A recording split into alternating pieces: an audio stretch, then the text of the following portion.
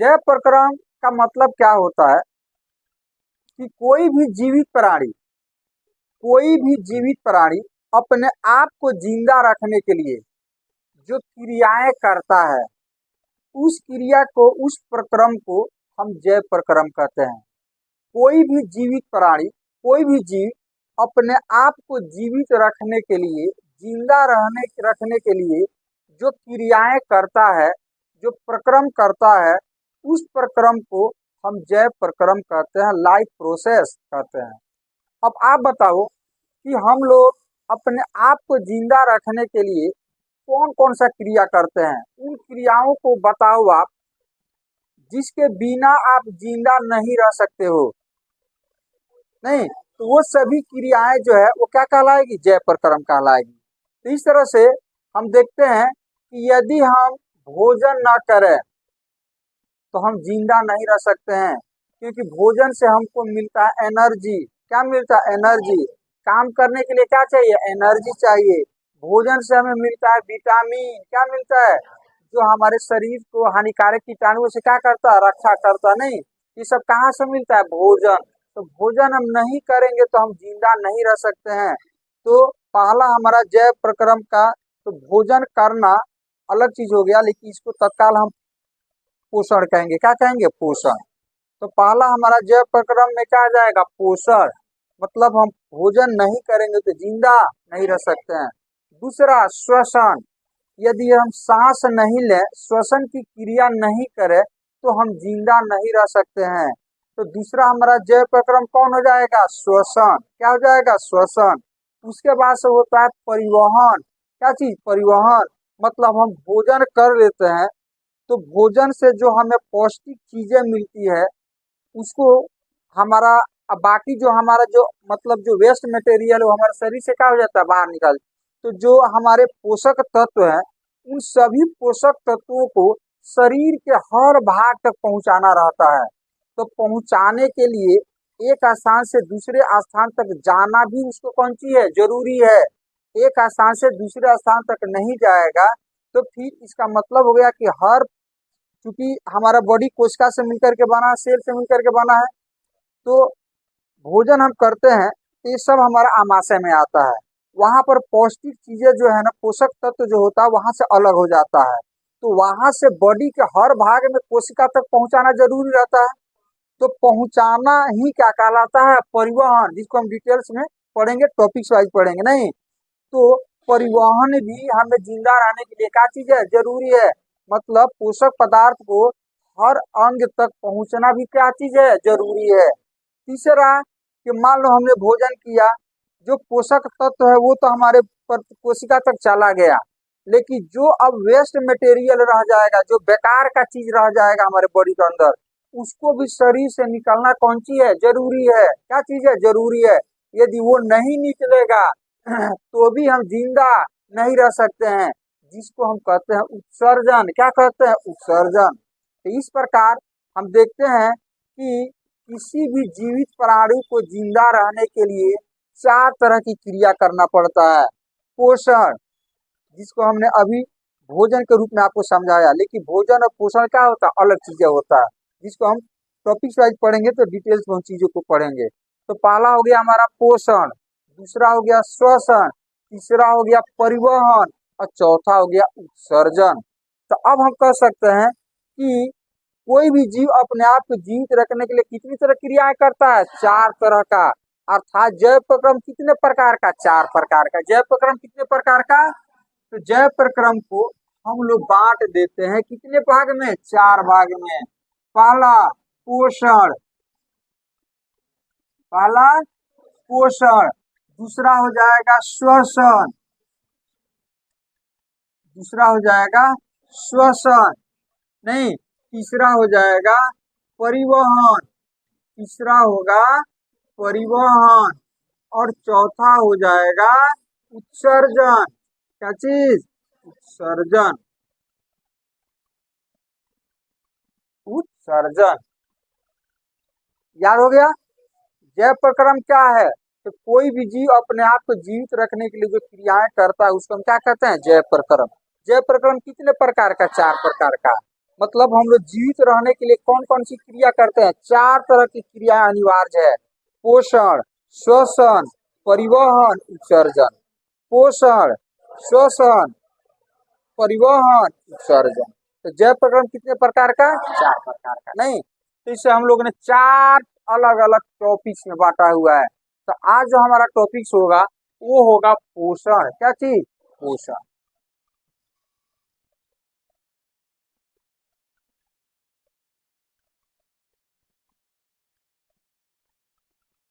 पोषण क्या होता है? तो पोषण का मतलब आप भोजन से मत लीजिएगा। भोजन एक मैटर है, एक पदार्थ होता है। नहीं, भोजन कौन सी है? कोई पदार्थ जो हम ग्रहण कर लेते हैं, जिससे हमको एनर्जी वगैरह मिलता है, तो वो क्या कहलाता है? वो क्रिया मतलब वो भोजन कहलाता है। भोजन कोई पदार्थ जिसको निगलना, जिससे हमको क्या मिलता है? ऊर्जा मिलता है। लेकिन ये पोषण अलग चीज है। पोषण का मतलब होता है कि वह प्रक्रम या जय प्रक्रम जिसमें भोजन ग्रहण करना, भोजन ग्रहण करना, ग्रहण किए हुए भोजन का अवशोषण, अवशोषण से प्राप्त ऊर्जा का शारीरिक कार्यों में लगाना, इस सभी प्रकार की संयुक्त जो सभी प्रकार की ये क्रियाएं हैं, उसको सम्मिलित रूप से हम क्या बोलते हैं? पोषण बोलते हैं। तो पोषण के अंतर्गत क्या आ जाएगा? भोजन का करना, उस भोजन का अवशोषण भी होना चाहिए।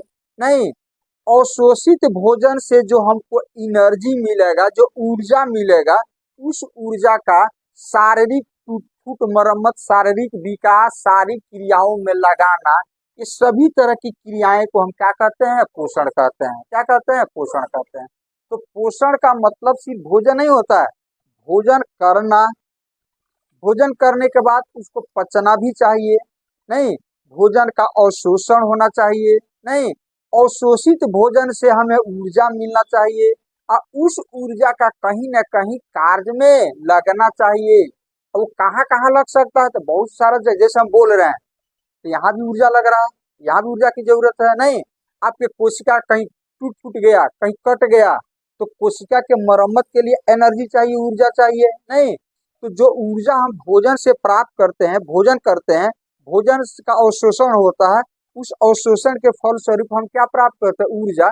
तो उस ऊर्जा का क्या होना चाहिए? कार्य में लगना चाहिए। तो इन सभी को मिला करके, इन सभी क्रियाओं को सम्मिलित रूप से हम कहते हैं क्या चीज? पोषण। क्या कहते हैं? पोषण कहते हैं। अब ये पोषण जो होता है वो 2 टाइप का होता है। पोषण कितने टाइप का? 2 टाइप का होता है। पोषण कितने टाइप का? तो पोषण का प्रकार, पोषण का प्रकार। पोषण जो होता है 2 टाइप का। पहला स्वपोषी पोषण, स्वपोषी पोषण। और दूसरा विषम पोषी पोषण।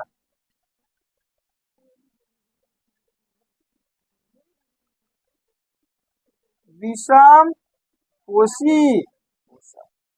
पोषण कितने प्रकार का? 2 प्रकार का। एक हो गया स्वपोषी पोषण और दूसरा हो जाएगा विषम पोषी पोषण। पोषण समझ में आ गया? भोजन करना, भोजन का पचना, पचे हुए भोजन से एनर्जी जो प्राप्त होता है उसको कार्य में लगाना, सभी क्रियाएं सम्मिलित रूप से पोषण कहलाती है। क्या कहलाती है? पोषण। अब ये पोषण जो होता है 2 प्रकार का, एक स्वपोषी पोषण और एक होता है विषम पोषी पोषण। स्वपोषी पोषण का मतलब होता है कि पोषण की वह प्रक्रिया जिसमें कोई जीव अपना भोजन स्वयं बनाता है, जो दूसरे पर निर्भर नहीं रहता हो। पोषण की वह विधि जिसमें कोई जीव अपना भोजन स्वयं बनाता है, वो दूसरे पर निर्भर नहीं रहता है। तो इस तरह के पोषण को हम क्या कहते हैं? स्वपोषी पोषण कहते हैं। ये क्रिया जो जीव करता है उसको हम स्वपोषी बोलते हैं। पोषण की वह प्रक्रिया जिसमें कोई जीव अपना भोजन स्वयं बनाता हो, वो दूसरे पर निर्भर नहीं रहता। तो इस तरह के प्रक्रिया को, पोषण को हम क्या कहते हैं? स्वपोषी पोषण कहते हैं। जैसे पेड़ पौधे, पेड़ पौधे अपना भोजन स्वयं बनाते हैं, वो किसी पर निर्भर नहीं रहते हैं। वो आपसे आकर के नहीं कहते हैं कि थोड़ा सा हमको दाल दो, थोड़ा सा चावल दो, ये नहीं कहते हैं कि हमको थोड़ा सा ईंधन दो, ये नहीं कहते हैं कि हमको थोड़ा सा नमक दो। ये बोलते हैं? नहीं बोलते हैं। ये नहीं सोचते कि कौन आएगा कि हम मार करके खाए, नहीं तो भूखे मर जाएंगे। ये सोचता है पेड़ पौधा? नहीं सोचता है। वो अपना भोजन स्वयं बना लेता है, वो किसी अन्य चीजों पर आश्रित नहीं होता है। हाँ, कुछ चीजों पर आश्रित होता है कि नहीं? तो वो चीज आपको भी मिलता है, लेकिन आप फिर भी आप दूसरे पर निर्भर रहते हो। तो पेड़ पौधे, कुछ सूक्ष्म जीव जो होते हैं वो स्वपोषी होते हैं, मतलब अपना भोजन स्वयं बनाते हैं। तो पहले आपसे कोई ये पूछे कि स्वपोषी पोषण क्या है, तो पोषण की वह प्रक्रिया या पोषण की वह प्रक्रिया जिसमें कोई जीव अपना भोजन स्वयं बनाता हो, उसे हम स्वपोषी पोषण कहते हैं। जैसे पेड़ पौधा, क्या चीज? पेड़ पौधा। तो स्वपोषी पोषण में क्या होता है? इस पोषण में जीव अपना भोजन स्वयं बनाते हैं, अपना भोजन स्वयं बनाते हैं, स्वयं बनाते हैं। नहीं, जैसे पेड़ पौधे, जैसे पेड़ पौधे या कुछ सूक्ष्म जीव होते हैं। विषमपोषी पोषण, इसका उल्टा होगा। पोषण की वह प्रक्रिया जिसमें कोई जीव अपने भोजन के लिए दूसरे पर आश्रित रहते हैं, दूसरे की सहायता लेते हैं, दूसरे के बिना उसका भोजन का काम नहीं चल सकता है। जैसे हम लोग को भोजन चाहिए, तो हम लोग आश्रित हैं धान पर, गेहूं पर, नमक पर, घास पर, नहीं, साग सब्जी नहीं खाते हैं। हाँ, इन सभी चीजों पर हम लोग आश्रित हैं। नहीं, कौआ भी खाने वाला खा जाता है, सांप खाने वाला खा जाता है। जाकर देखो चाइना में चाउ माउ सब खा जाता है। वो सब एक एक तो कोबरा 500-500 रुपया में बिकता है वहां पर। ठीक है, तो इसीलिए राक्षस कहीं खोजने, आपको खोजने नहीं जाना है। राक्षस इस धरती पर है और इंसान है राक्षस, जो सब कुछ खाता है। ठीक है, जो सब कुछ खाता है। आप लोग देखते होइएगा, पहले हम लोग जब छोटे छोटे थे तो सब आता था खाना बदोश टाइप का, जिसको नेटुआ वगैरह, नट वगैरह बोला जाता है। हाँ, जो अभी भी स्टेशन पर देखो खाना बदोश जैसा कहीं कहीं वो रहता है सब। तो पहले गाँव में रहता था, बगीचा वगैरह में। तो हम देखे हुए हैं वो सब जो होता है, जो पेड़ पौधा पर जो होता है, जो मट्टा जिसको लाल लाल होता है चींटी के जैसा, हाँ, तो उसको उसे पकड़ करके भून करके खा जाता था, भून करके खा जाता था। हाँ, हाँ? और जो पेड़ पौधा पर जो नहीं होता है, जो पत्ता वगैरह में से गुच्छा जैसा बना करके और चींटी के जैसा लाल लाल होता है, रेड कलर में होता है। हाँ, चींटी टाइप का होता है वो। चींटी नहीं, चींटी दूसरा हो गया, उसी सब का वैरायटी है वो। तो इस तरह से, तो चलिए चलिए अब सब गप बनती। तो ये विषमपोषी पोषण, तो विषमपोषी पोषण क्या है? पोषण की वह प्रक्रिया जिसमें कोई जीव अपने भोजन के लिए दूसरे पर निर्भर करता हो, वो खुद अपना भोजन स्वयं नहीं बनाता, वो दूसरे पर निर्भर रहता हो। जैसे हम लोग हो गए, पेड़ पौधे को छोड़ करके लगभग अधिकतर जीव जो है अपने भोजन के लिए क्या करता है? दूसरे पर आश्रित रहता है। नहीं, तो विषमपोषी पोषण, पोषण की वह प्रक्रिया जिसमें जीव अपना भोजन स्वयं नहीं बनाता है, अपना भोजन स्वयं न बनाकर, स्वयं न बनाकर दूसरे पर निर्भर रहता है, दूसरे पर निर्भर रहता है, दूसरे पर निर्भर रहता है। जैसे सबसे बुद्धिजीवी जीव, सबसे चतुर, सबसे महानुभाव, सबसे बुद्धिमान, सबसे ज्यादा कपटी, नहीं, मानव। क्या चीज? मानव। नहीं, अमीबा। क्या चीज? अमीबा। तुमको अमीबा क्या होता है? मानव के लिए तो बड़ा फटफटा रहे थे, मानव मानव ये हो, अमीबा बोलिए क्या होता है?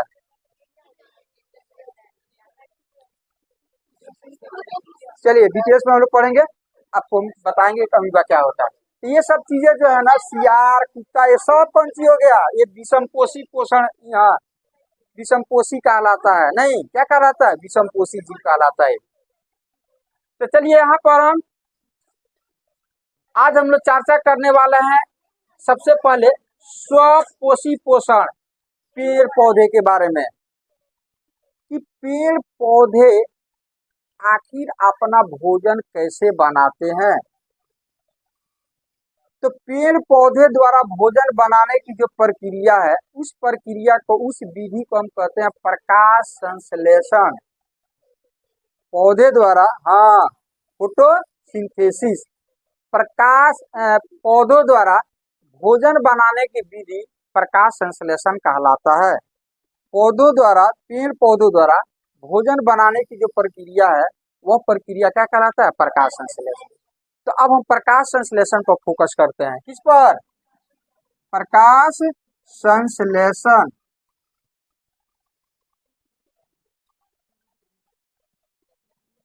प्रकाश संश्लेषण। चलिए, प्रकाश संश्लेषण क्या होता है? डिफिनीशन याद हो जाना चाहिए, समझते हुए याद करना है।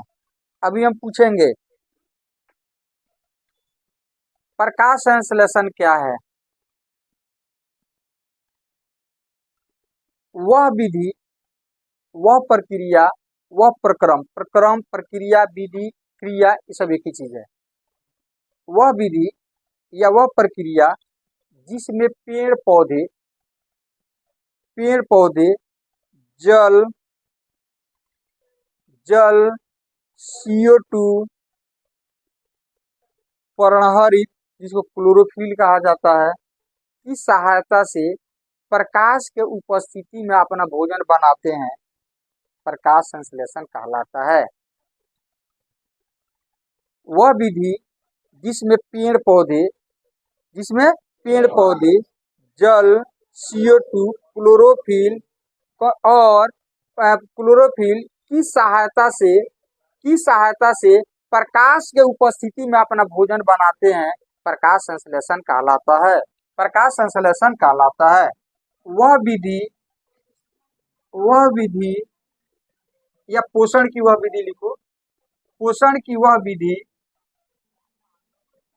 पोषण की वह विधि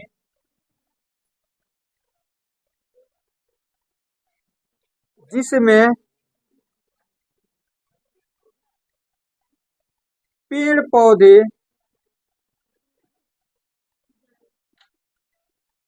पौधे जल, CO2, कार्बन डाइऑक्साइड तथा क्लोरोफिल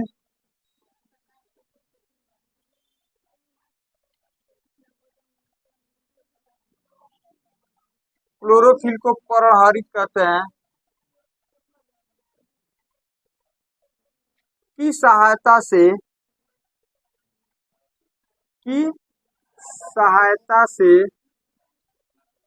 प्रकाश की उपस्थिति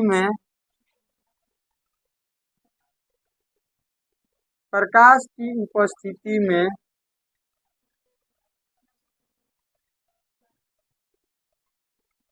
अपना भोजन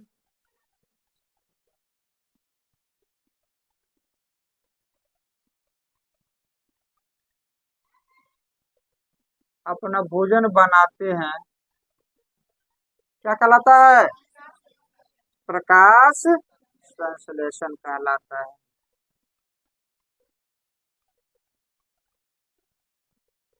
संश्लेषण कहलाता है। पोषण की वह विधि जिसमें पेड़ पौधे जल, CO2 तथा पर्णहरित की सहायता से प्रकाश की उपस्थिति में अपना भोजन बनाते हैं, प्रकाश संश्लेषण कहलाता है। प्रकाश संश्लेषण कहलाता है। ठीक है, चलिए अब जितना हम लोगों ने ये सब चीजें जो बोल दिया, लेकिन ये फंक्शन जो होता है, ये क्रियाएं जो होती है बड़ी जटिल होती है इसके अंदर, नहीं ये सब काम जो होता है, ये भोजन का बनना पेड़ पौधे में, ये क्रियाएं जो होता है ये बहुत जटिल होता है, जैसे मानव में होता है। नहीं तो चलो हम एक्चुअली इसमें होता क्या है, नहीं उन चीजों को हम लोग समझने की कोशिश करते हैं। देखो यहाँ पर होता क्या चीज है कि ये जमीन हो गया, सतह हो गया, ये इसकी जड़ें हो गई, और यहाँ पर ये हो गया आपका पेड़ हो गया, नहीं कौन सी हो गया? पेड़ हो गया। चलो यहाँ से कुछ डाल निकाल देते हैं हम लोग हैं।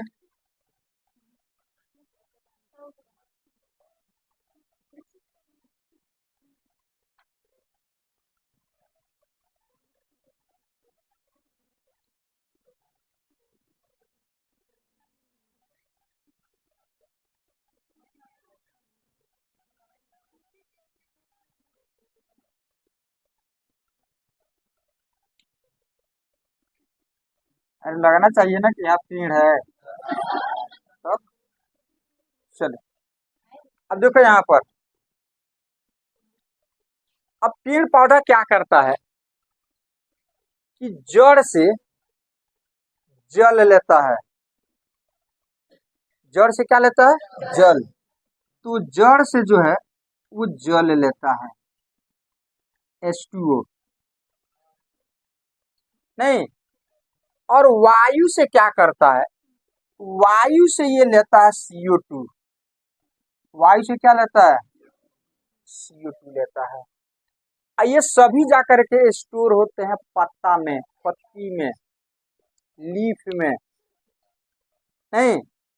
जड़ से क्या करता है? ये जल लेता है, नहीं। जड़ों का काम जो होता है दो टाइप का होता है मुख्यतः। जड़ के जड़ भी बहुत टाइप के होते हैं। तो आप लोग पेड़ पौधे का देख रहे, कुछ जड़ें जो होते हैं इस तरह से भिन्न भिन्न डायरेक्शन में ऐसे फैले रहते हैं, इसे फैले रहते हैं, नहीं। तो जिधर पानी उसको मिलेगा उसकी जड़ें उधर ही भागती है, जिसको हम लोग जलानुवर्तन आगे के टॉपिक में हम लोग पढ़ेंगे, नहीं।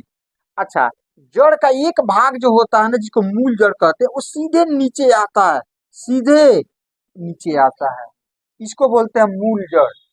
तो ये जो होता है ना, ग्रेविटी के चलते ऐसे हम लोग मान करके चलते हैं कि आप लोग 9th क्लास में ग्रेविटेशन के बारे में पढ़े होइएगा, नहीं, कि पृथ्वी किसी वस्तु को अपनी ओर क्या करती है? खींचती है। क्या करती है? खींचती है। इस प्रॉपर्टी को हम लोग क्या बोलते हैं? गुरुत्वाकर्षण, ग्रेविटेशनल, ग्रेविटेशन बोलते हैं, नहीं। तो इसे मानकर चला जाता है कि कोई खींच रहा है, तो सेंटर पर मानकर चलो कि इस पृथ्वी के केंद्र पर कोई बैठा हुआ है, और वहां से चीजों को अपनी ओर क्या करता है? खींच रहा है। ऐसे मानकर चला जाता है कि पृथ्वी हो गया, तो पृथ्वी पर कहीं कुछ गिराएंगे तो ऐसे गिराएंगे तो नीचे ही ना गिरेगा, तो इसको कोई ना कोई खींच रहा है। तो इसे मानकर चलो कि खींचने वाला व्यक्ति जो है सेंटर पर, पृथ्वी के सेंटर पर बैठा हुआ है। तो ये जड़ें जो होती है ना, ये इसी सेंटर की तरफ बढ़ती है, इसी सेंटर की तरफ सीधे क्या होती है? बढ़ती है वो, जिसको हम बोलते हैं मूल जड़। अब बाकी जड़ें पानी के तलाश में इधर उधर, जिधर पानी मिलेगा उधर क्या हो जाएगी? भाग जाएगी। ठीक है, तो इनको इनको क्या काम है कि जल को ग्रहण करना। जल के साथ साथ जो कुछ खनिज लवण होते हैं, नहीं, कुछ खनिज लवण होते हैं, उनको भी जल के साथ ये खींचता है, और खींच करके सब पहुंचा देता है पत्ती में। और CO2 जो होता है वो भी ये खींच लेता है, नहीं। और ये सभी स्टोर होते हैं पत्ती में। अब दाल मिल गया, चावल मिल गया, नहीं, और खाना बनना चालू हो गया, खाना बनना चालू हो गया। तो जहां पर जो चीज बनता है उसको क्या बोलता है? फैक्ट्री, कारखाना, ये सब चीजें कहाँ पर बनता है, इसका भोजन कहाँ पर बनता है, पत्ती में नहीं। ये चला गया, ये मान लो पानी चला गया, CO2 आ गया, क्या खाना बनना चालू हो गया, तो कहाँ पर ये काम होता है। तो हम कह सकते हैं कि पेड़ पौधों के भोजन का कारखाना कौन है, पत्ती नहीं, पत्तियों में ही ये काम होता है। तो भोजन का कारखाना पत्ती, याद रहेगा, भोजन का कारखाना पत्ती, जहाँ पर चीजें बनता है उसी को ना कारखाना बोलते हैं। ये दोनों चीजें कहाँ पर बनता है, पत्ती में, तो पत्ती को हम क्या बोलेंगे, कारखाना बोलेंगे, क्या बोलेंगे, कारखाना बोलेंगे। आगे बढ़ा जाए। अब इस पत्ती में जो होता है, अब इसको हम एक क्रॉस सेक्शन इसका लेते हैं, एक पत्ती को यहाँ पर बनाते हैं।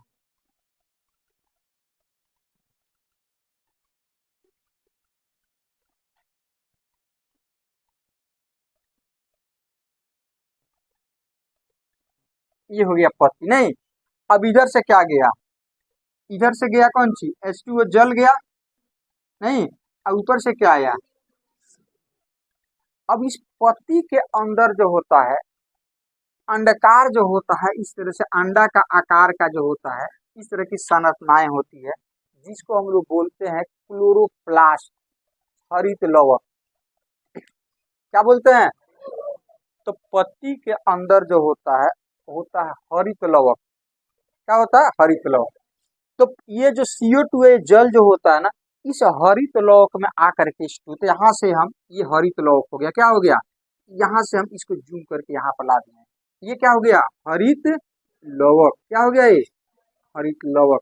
हरित लवक को इंग्लिश में बोला जाता है क्लोरोप्लास्ट, क्लोरोप्लास्ट, क्लोरोप्लास्ट हो गया ये,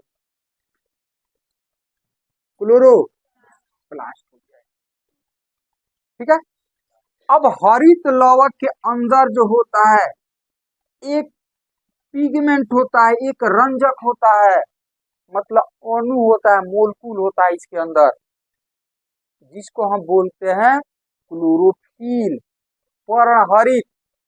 तो इसके अंदर रंजक होता है, क्या होता है, इस तरह का रंजक होता है, क्या होता है, जिसको हम बोलते हैं पर्णहरित या क्लोरोफिल, या क्लोरोफिल बोला जाता है, क्लोरोफिल बोला जाता है नहीं। पत्ती, पत्ती के अंदर क्या होता है, हरित लवक, हरित लवक के अंदर क्या होता है, पर्णहरित, जिसको हम बोलते हैं क्लोरोफिल। ये क्लोरोफिल जो होता है, ये क्लोरोफिल जो होता है एक रंजक होता है, रंजक का मतलब जिसको पिगमेंट कहते हैं, क्या कहते हैं, पिगमेंट। ये एक तरह का अणु है, कौन सी है, अणु है एक तरह का। इसका काम क्या चीज है, ये काम ये करता है कि सूर्य के प्रकाश में, अब जानते हैं कि 7 रंग होता है, मतलब 7 वेवलेंथ होता है नहीं। तो ये रंगों को, प्रकाश जब सूर्य से का जो प्रकाश इसके ऊपर पड़ता है, तो ये क्या करता है कि सभी किरणों को, सभी रंगों को अवशोषित कर लेता है, एक हरे रंग को छोड़ करके, हरा रंग को वो बाहर परावर्तित कर देता है, रिफ्लेक्ट कर देता है वो। तो हमारे आंखों के जब पौधे के अंदर हम देखेंगे, तो पत्ती कौन सा कलर को रिफ्लेक्ट किया, हरा, इसीलिए वो हमें क्या दिखाई देता है, हरा दिखाई देता है, क्या दिखाई देता है, हरा। तो ये क्लोरोफिल जो होता है एक रंजक होता है, एक अणु होता है, जो प्रकाश के कलर को एब्जॉर्ब करता है, एक छोड़ करके, किसको छोड़ करके, हरा। तो हरे रंग को परावर्तित करता है, जिसके चलते हमें पेड़ पौधे क्या दिखाई देते हैं, हरे दिखाई देते हैं, क्या दिखाई देते हैं, हरे। और इसके अंदर एक मेटल होता है जिसका नाम है मैग्नीशियम। तो आपसे पूछा जाए कि पर्णहरित के अंदर कौन सा मेटल होता है, मैग्नीशियम। कौन सा मेटल होता है, मैग्नीशियम होता है। अब इसका काम क्या चीज है क्लोरोफिल का, तो देखो ये हरित लवक जो होता है, जब प्रकाश पड़ता है तो ये प्रकाश को अवशोषित कर लेता है, प्रकाश को क्या करता है, बात समझ रहे क्या करें, जड़ से जल गया, वायु से CO2 आया, ये सब स्टोर कहाँ होगा, हरित लवक में। कहाँ पर स्टोर होगा, हरित लवक में जाकर के स्टोर हो गया नहीं। अब प्रकाश पड़ेगा, सनलाइट में ये सब काम होता है, भोजन कब बनेगा, सनलाइट में ही बनेगा। तो जब सनलाइट पड़ता है, तो सनलाइट का मात्र लगभग 1% जो होता है ना, पौधे सूर्य का प्रकाश का उपयोग करते हैं अपना भोजन बनाने में। कै परसेंट का, 1% का लगभग यूज ये लोग करते हैं, बाकी को 99% को क्या करते हैं, रिफ्लेक्ट कर देते हैं, मतलब वो काम में नहीं लेते हैं। तो जब प्रकाश पड़ता है तो ये पर्णहरित जो होता है, तो हरित लौ को हम लोग बोलते हैं प्रकाश संश्लेषी अंग। क्या बोलते हैं, याद रखे इतना कि पत्ती का कारखाना हो गया, नहीं पत्ती का, अच्छा नहीं पत्ता को ही, हाँ सॉरी, पत्ता को ही तुम प्रकाश संश्लेषी अंग बोलना, क्योंकि पत्ता पर पहले प्रकाश गिरता है, खाना बनता है इसलिए कारखाना बोलते हैं उसको। पत्ता पर क्या गिरता है, प्रकाश, तो प्रकाश को अवशोषित करता है, तो प्रकाश, तो उसको बोलते हैं प्रकाश संश्लेषी अंग। और हरित लौ को बोलते हैं प्रकाश संश्लेषी अंगक। क्या बोलते हैं, अंगक, याद रहेगा। अच्छा चलो उसको नौबत तो नोट कर देंगे यहाँ पर। अब प्रकाश जब पड़ता है हरित लौ पर तो वो कहाँ पर भेज देता है, क्लोरोफिल के पास। तो क्लोरोफिल के अंदर जो होता है, ये अणु जो होता है ना, तो ये प्रकाश ऊर्जा को, विकिरण ऊर्जा को, प्रकाश जो एनर्जी होता है, ऊर्जा होता है, उसको हम लोग विकिरण ऊर्जा कहते हैं, रेडियंट कहते हैं, नहीं मतलब प्रकाश ऊर्जा समझो उसको। तो प्रकाशीय ऊर्जा को वो कन्वर्ट कर देता है केमिकल एनर्जी में, रासायनिक ऊर्जा में। पर्णहरित क्या करता है कि प्रकाश ऊर्जा को, प्रकाश इसके ऊपर जब पड़ता है तो प्रकाश ऊर्जा को वो कन्वर्ट कर देता है किसमें, रासायनिक ऊर्जा में। पर्णहरित क्या करता है, पर्णहरित जो होता है, ध्यान से देखो यहाँ क्लोरोफिल इसको बोलेंगे। पर्णहरित जो होता है वो प्रकाश ऊर्जा को, जिसको हम लोग विकिरण ऊर्जा कहेंगे, नहीं प्रकाश ऊर्जा को, प्रकाश ऊर्जा को रासायनिक ऊर्जा में कन्वर्ट कर देता है, केमिकल एनर्जी में कन्वर्ट कर देता है, रासायनिक ऊर्जा में कन्वर्ट कर देता है, ऊर्जा में कन्वर्ट कर देता है, बदल देता है, बदल। अभी भी सस्पेंस बाकी है कि अब क्या होगा। प्रकाश ऊर्जा किसमें बदल गया, रासायनिक ऊर्जा में। अब इस रासायनिक ऊर्जा का कुछ भाग जो होता है ना, जो जल से फटफटा करके जो ऊपर जल गया है, जड़ से नहीं, ऊपर जो जल गया है, किससे, जड़ के द्वारा, जड़ ने जल को लेकर गया ऊपर, तो जड़ जो जल को ऊपर भेजा है, अब ये रासायनिक ऊर्जा उस जल के ऊपर बजाता है हथौड़ा, और उसको तोड़ देता है हाइड्रोजन और ऑक्सीजन। कौन तोड़ता है, रासायनिक ऊर्जा तोड़ता है, प्रकाश ऊर्जा नहीं, रासायनिक ऊर्जा। अब इस जल को तोड़ देगा दो भाग में, मतलब हाइड्रोजन को अलग कर देगा, ऑक्सीजन को अलग कर देगा, ठीक है यहाँ पर। अब यहाँ पर क्या होगा, ये रासायनिक ऊर्जा, ये रासायनिक ऊर्जा, रासायनिक ऊर्जा क्या करता है, जल को, जल मतलब H2O, H2O को हाइड्रोजन और ऑक्सीजन में तोड़ देता है, अलग अलग तोड़ देता है, ऑक्सीजन में तोड़ देता है, ऑक्सीजन में तोड़ देता है, ऑक्सीजन में तोड़ देता है। अब ये ऑक्सीजन जो है वो पत्ते में छोटे छोटे छेद होते हैं, जिसको हम बोलते हैं एस्टोमाटा, रंध्र बोला जाता है। पत्ते में छोटे छोटे छिद्र होते हैं, जिसको हम बोलते हैं एस्टोमाटा या रंध्र, उसको बोला जाता है। तो उस छेद से होकर के ऑक्सीजन निकल जाता है, जिसको इसीलिए हम बोलते हैं कि पौधे क्या करते हैं, CO2 लेते हैं और ऑक्सीजन छोड़ते हैं। लेकिन प्रक्रिया ऐसे आसान है नहीं, देखिए क्या क्या होता है, जो जड़ से जो जल जाता है, नहीं तो उस जड़ से जल गया, ऊपर से आया CO2, कहाँ पर गया, हरित लौ के, हरित लौ के अंदर कौन सी है, क्लोरोफिल। अब ये क्लोरोफिल क्या करता है कि प्रकाश ऊर्जा को रासायनिक ऊर्जा में कन्वर्ट करता है, और वो रासायनिक ऊर्जा जल को तोड़ता है किसमें, हाइड्रोजन और ऑक्सीजन में, हाइड्रोजन और ऑक्सीजन में तोड़ देता है। तो यहाँ पर आपका जल टूट गया, कौन तोड़ा, केमिकल एनर्जी कौन तोड़ा? केमिकल एनर्जी तोड़ दिया। नहीं, ये केमिकल एनर्जी तोड़ दिया हाइड्रोजन और ऑक्सीजन में। अब जो CO2 पत्ता में आकर के हरित लौक में स्टोर हुआ है, अब ये CO2 हाइड्रोजन से रिएक्शन करता है। क्या करता है? रिएक्शन करता है। ये रिएक्ट करता है हाइड्रोजन से और मिल करके बना देता है ग्लूकोज C6H12O6। ये बना देता है वो, जिसको हम क्या बोलते हैं? ग्लूकोज बोलते हैं। क्या बोलते हैं? ग्लूकोज बोलते हैं। जो कार्बोहाइड्रेट का ही एक भाग हो गया, एक रूप हो गया ये ग्लूकोज। कार्बोहाइड्रेट में क्या करता है? बदल देता है। नहीं, और ये ग्लूकोज जो होता है वो पेड़ पौधे के हर भाग तक पहुंचा दिया जाता है, क्योंकि पेड़ पौधों को भी एनर्जी चाहिए। वो भी तो सेल से मिल करके बना है, तो वो भी तो बहुत सारा क्रियाएं करता है, उसके लिए एनर्जी चाहिए। बिना एनर्जी का कुछ हो सकता है?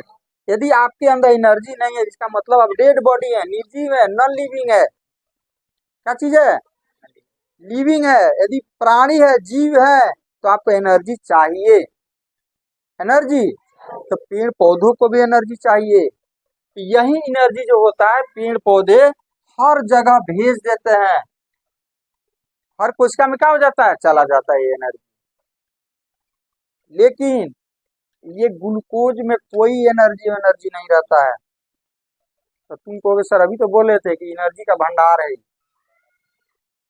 ये एनर्जी नहीं है, एक्चुअली एनर्जी है ये केमिकल एनर्जी। जो प्रकाश ऊर्जा जो कन्वर्ट हुआ है रासायनिक ऊर्जा में, वो एनर्जी है।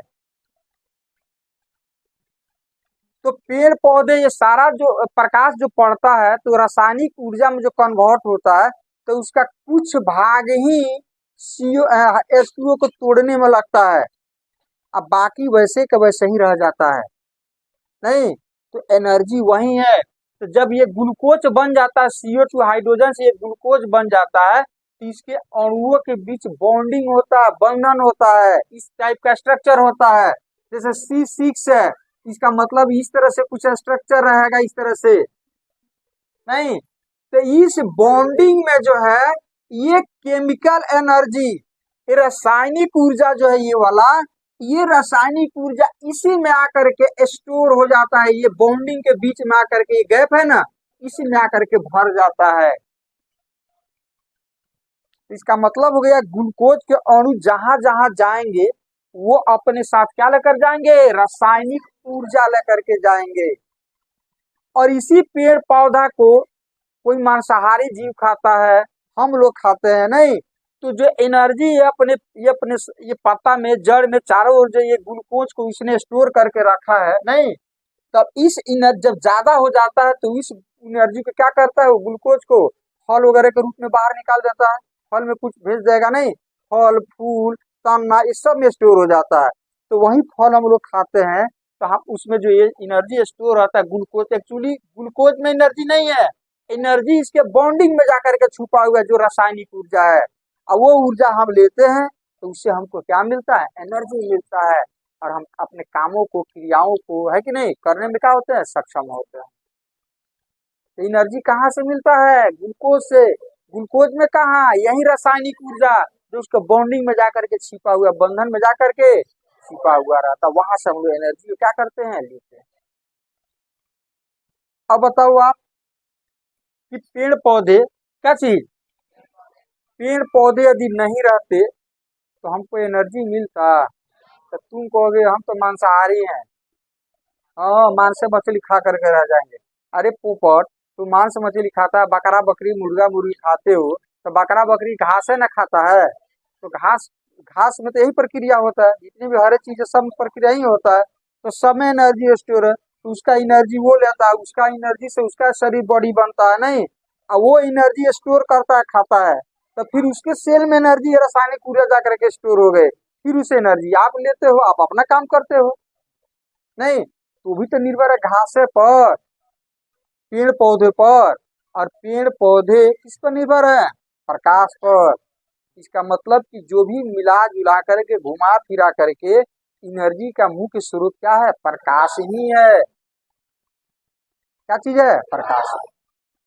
तो रासायनिक ऊर्जा जो होता है, गन्ना जो होता है, वो सबसे बेस्ट पौधा होता है प्रकाश ऊर्जा को रासायनिक ऊर्जा में कन्वर्ट करने का। गन्ना ईख नहीं, गन्ना उगाने वाला गन्ना नहीं, ईख।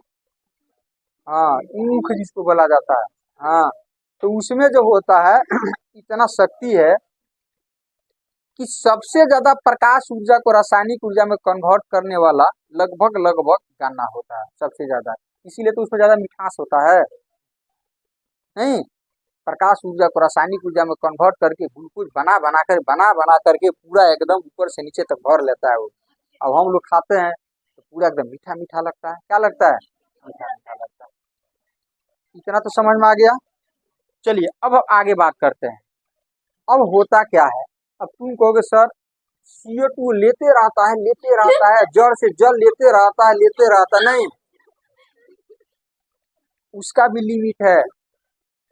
पेड़ पौधा, अब आप ही भोजन करते हो तो करते जाते हो कि पेट भर जाता है तो छोड़ देते हो। तो सबके साथ तो वही फंक्शन है। नियम तो प्रकृति का सबके ऊपर लागू होता है। तो जो पेड़ पौधे होते हैं क्या होते हैं? तो पेड़ पौधों को भी जितना CO2 की जरूरत रहता है तो वो क्या करता है? स्टोमाटा, जो पत्तियों में छोटे छोटे जो छिद्र होते हैं, नहीं इस तरह छिद्र होते हैं, नहीं जिसको स्टोमाटा बोला जाता है, रंध्र बोला जाता है। तो स्टोमाटा जो होते हैं जब इस टाइप से रहता है, इस टाइप से जब जरूरत नहीं रहता है तो ये बंद रहेंगे, और जब जरूरत रहेगा तो इस तरह से खुल जाएंगे। इस तरह से मतलब CO2 की जरूरत है तो खुल जाएगा, और जरूरत नहीं रहेगा तो क्या हो जाएगा? बंद हो जाएगा। छोटा छोटा बच्चा को देखे हो, छोटा छोटा बच्चा 4 महीना 5 महीना का रहता है सब, तो उस सबको भूख लगता है तो काए काए करता है।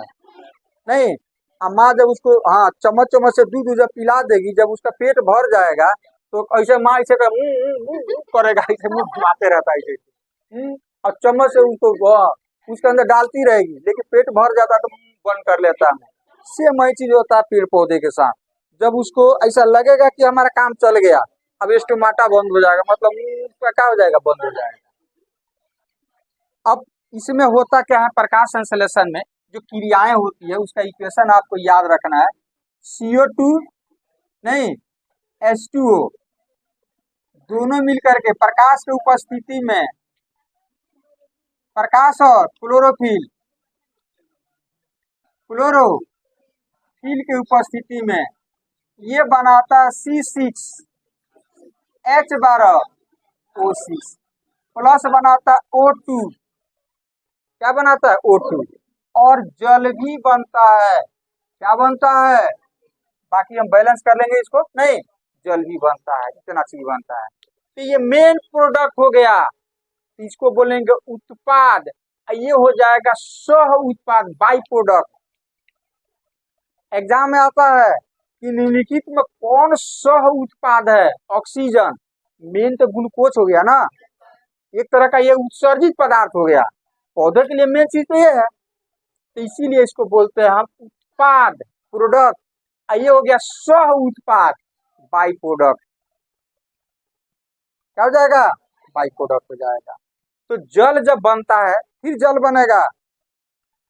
तो जब जल की मात्रा पेड़ पौधे का अंदर जब ज्यादा हो जाता है तो पेड़ पौधे उस जल को इस रंध्र से होकर के, इस छेद से होकर, स्टोमाटा से होकर के बाहर निकालते हैं।